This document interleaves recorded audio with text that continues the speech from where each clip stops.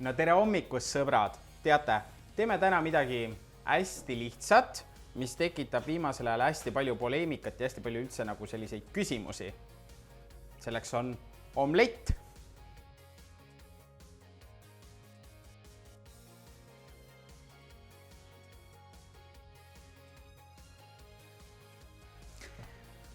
Omlett tegelikult on lihtne munaroog ja hästi palju erinevaid variante on, aga ma räägin teile selle kõige lihtsama ära. Ma panen kohe endal pliiti sooja ja panen kohe siia oliiviõli ka peale.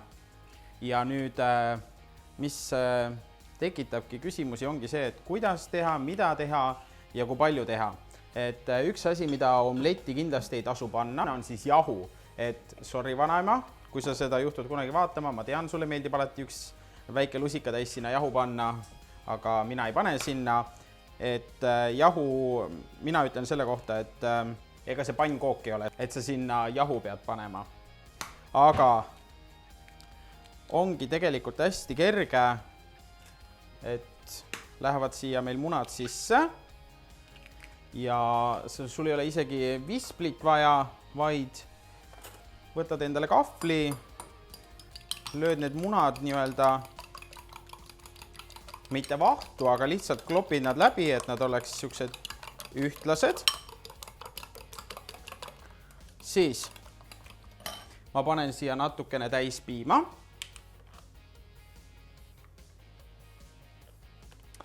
Ja miks ma piima kasutan, on see, et ma saaksin ta natukene vedelamaks, et meil oleks lihtsam teda pärast töödelda. Siis paneme maitseaineid, paneme soola, siis paneme pipart,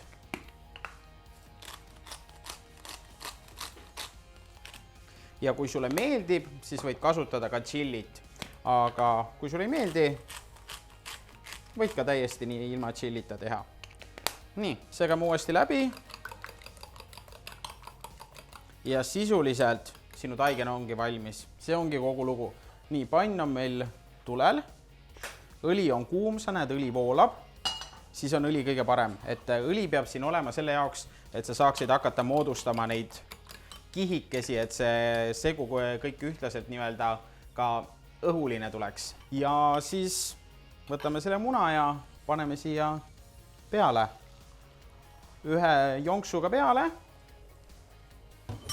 Ja nüüd kohe alguses hakkame teda siit äärtest keskele lükkama. Et tuleb ilus õhuline. Ja nüüd jällegi sa lased kogu sellel lahtisel munal voolata uuesti äärtesse. Kui ta on äärtesse voolanud, siis jällegi samamoodi läheb. Näed, lahtine muna tuleb. Jälle üritad keskele kokku tuua ja siis jällegi siia. Ja kui vahepeal ta ei hakka sul siia äärtesse jooksma, kalluta teda, leia tasse pind ja nüüd on ta sul ilusti ühtlane.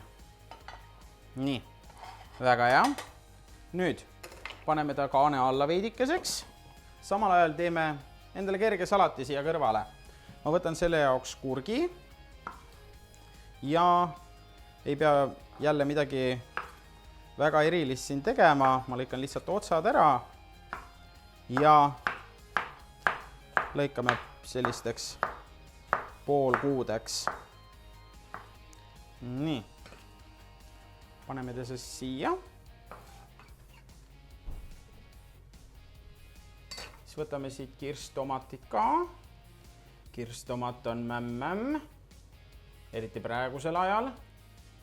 Nii. Ja siis lõikame kirstomatid 4. Ega see salat ongi nii lihtne, et sa ei pea hommikul mõtlema, et kuule, mis ma nüüd teen, et nii palju tegemist ja ma ei viitsi hommikusööki teha. Hommikusöök peabki olema kiire, lihtne ja nii-öelda kiiresti valmiv. Vaatame vahepeal, mis meil see omlett siin teeb. Oi, kus siin aurab. Nii, pealt on peaaegu ära hüübinud, siis on õige aeg lisamaks juustu. Kõik, kes juba mind vist nii-öelda jälgivad, teavad, et ma armastan juustu. Siis ma panen ühele poolele juustu siia. Alguses ma panen kõva juustu ja siis ikka oma lemmikjuustu ka. Teeme ühe korraliku juustuse omleti. Et omleti puhul tegelikult sa võid teda ükskõik millega teha. Sa võid teha peekoniga, sa võid teha seentega, sa võid teha juustuga, sa võid teha täiesti ilma millegita.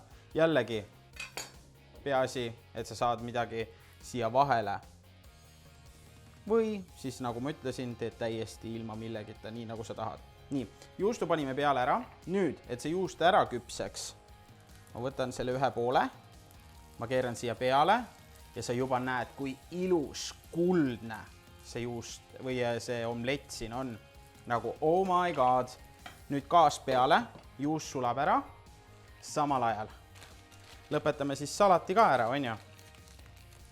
Nii, salati jaoks võtame veel natukene tillikest siit, sellepärast, et eks see värske till ole kõige parem till. Mida sa näed seal? Nii, natukene tilli. Nii, väga hea.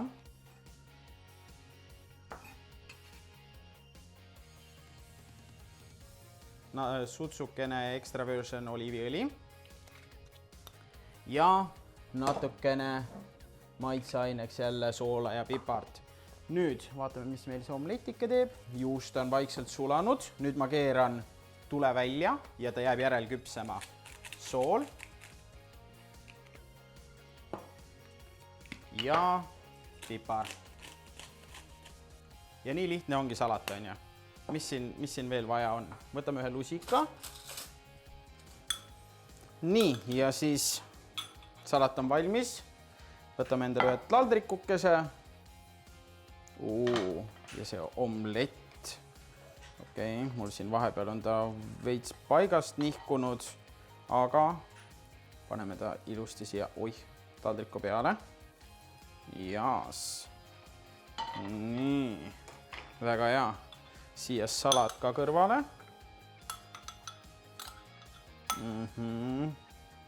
Jamm. Nii, teate, võtame natuke tšabatat ka. Enda tehtud tšabata on ikkagi kõige parem tšabata, nii et teeme siia ühe krõbeda viilukese ka kõrvale. Okei, no teeme 2. Ja kui sa veel tšabata videot ei ole näinud, siis sa juba tead, kus seda vaadata. Nii, paneme selle siia kõrvale ja ma ei tea, söök ongi valmis. Imeline. Peaks siis sööma ka hakkama. No nii, ja siis ma tahan kindlasti sellega ära proovida, on ju. Aga noh, ütleme niimoodi, et